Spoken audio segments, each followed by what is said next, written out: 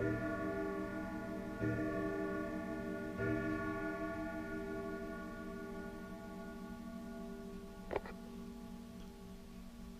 just thought I'd show a couple of projects that I completed a few years ago.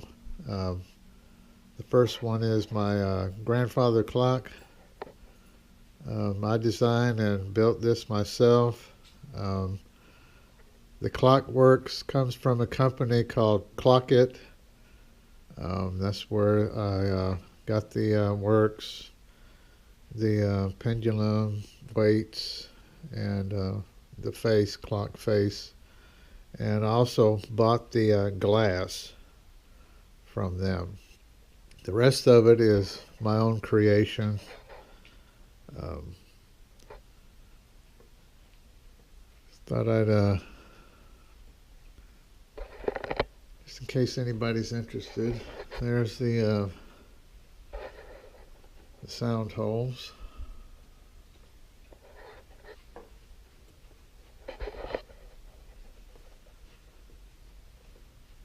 Um, I'm going to give it a oil job today.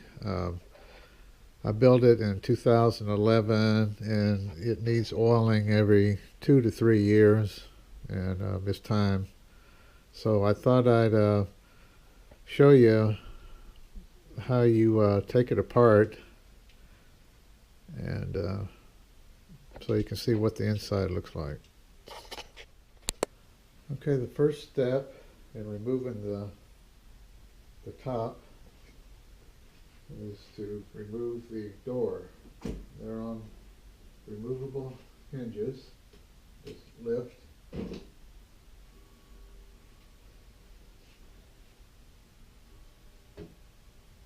And on the back there's 4 latches.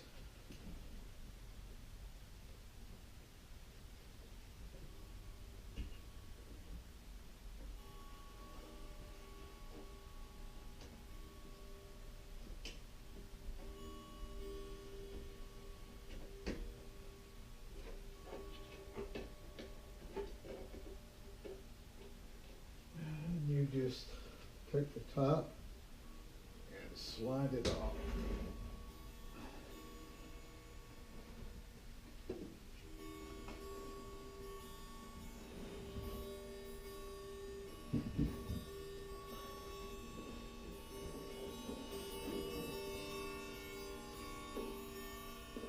This is the top.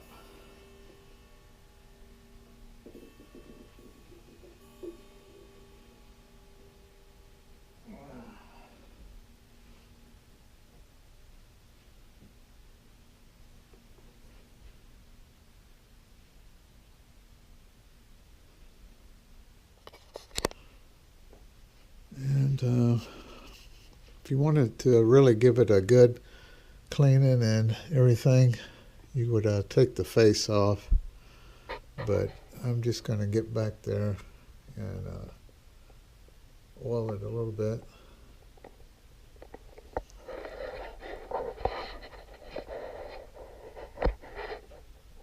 There's the chimes, the hammers for the chimes. And these weights are on coiled wire and not chains. I like that better than chains. This is not made out of any fancy wood. In fact, this was not going to be the final version.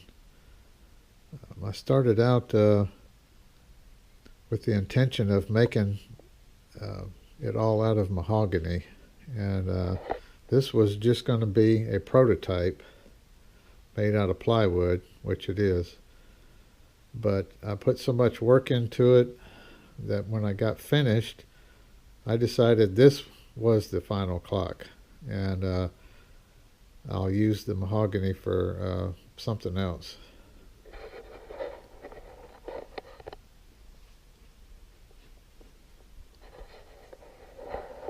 Basically, it's just made out of cabinet grade plywood and poplar. The doors are poplar, and this is the top. It's made out of, it's all poplar. I cut those out with my jigsaw, and it's got fabric, speaker fabric.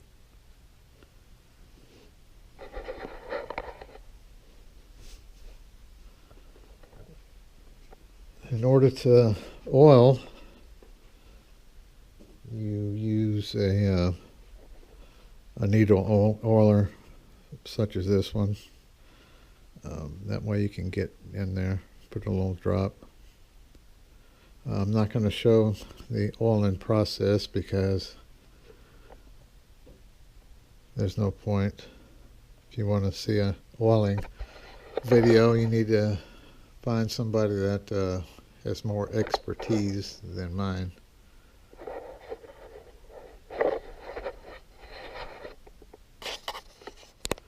Okay, I'm all done with the oiling. The finish, which really isn't a finish, it's just painted. I use regular indoor latex for the paint. I think it came out pretty good. Alright, now put it back together.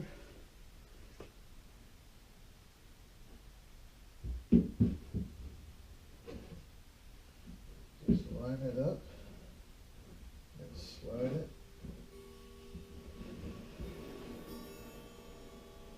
Put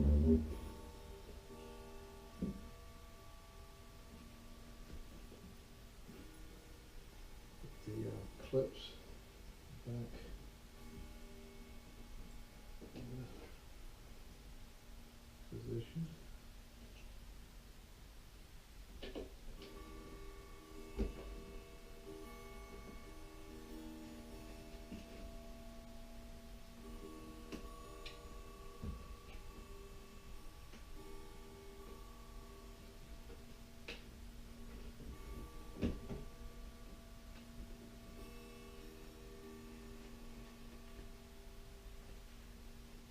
Door back on.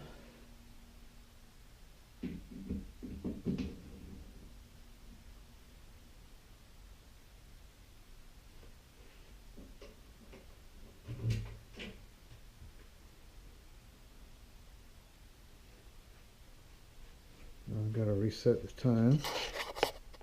Alright, I've wound it and reset the time. Here's a couple of close-ups.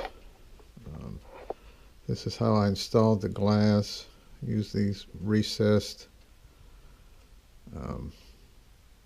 glass holders, or whatever you call them. This is the latch. You see the glass is curved at the top. I had to make that piece on the router table to give it the round. Same way with that arch there.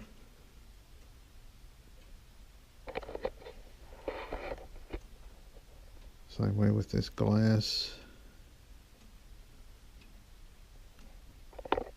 The base, you have to have your clock completely level, otherwise your movement's not going to operate correctly. These two holes here, there's leveling feet underneath. You use a long Allen wrench and you go in these holes on each side, and I put a level on it and get it completely level, side to side and back to back. It has to be exactly level.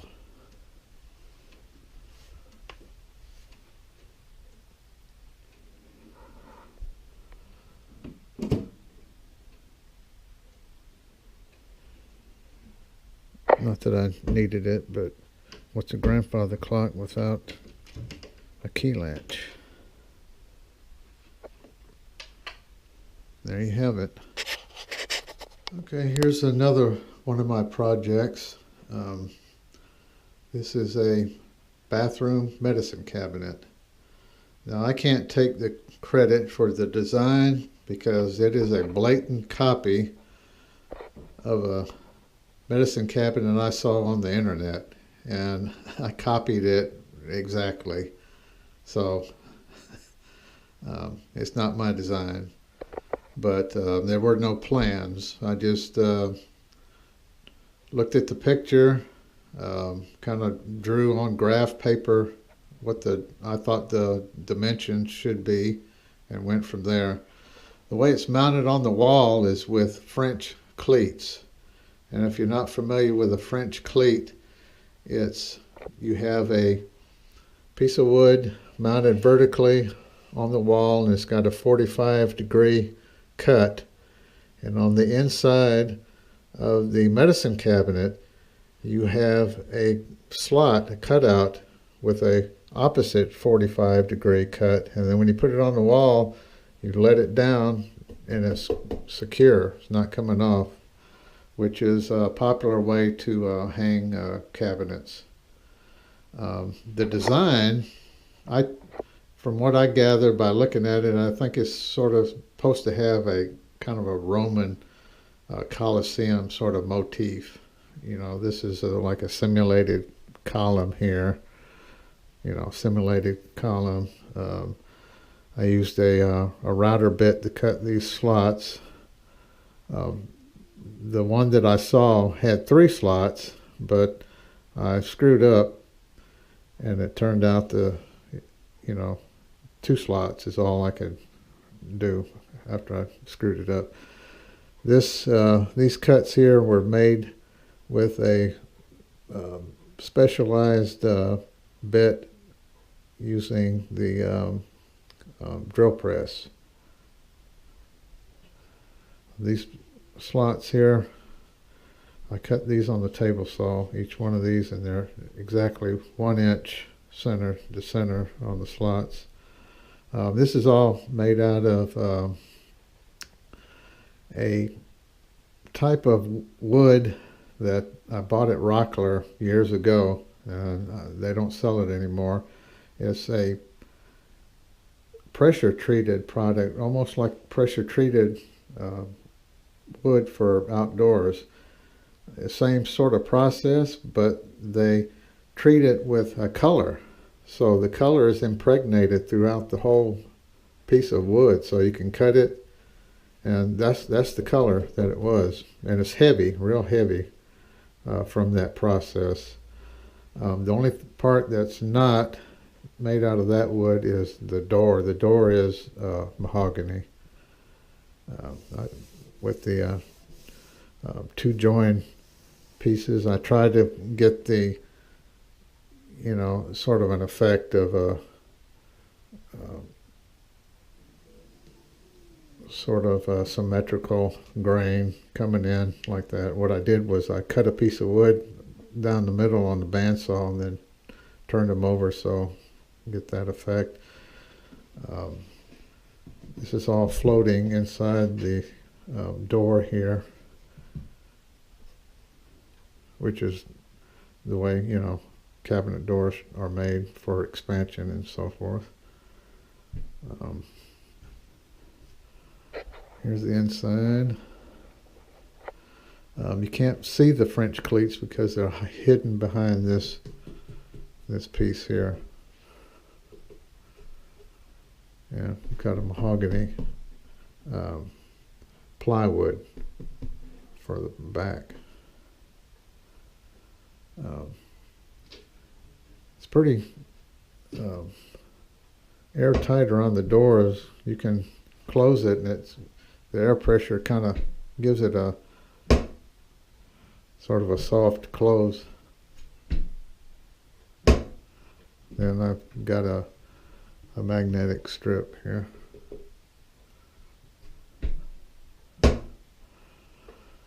So this video was made for the folks that wonder if I actually do anything in my wood shop. But yeah, I make stuff. Here's a couple examples. Hope you enjoyed the video. Thanks for watching.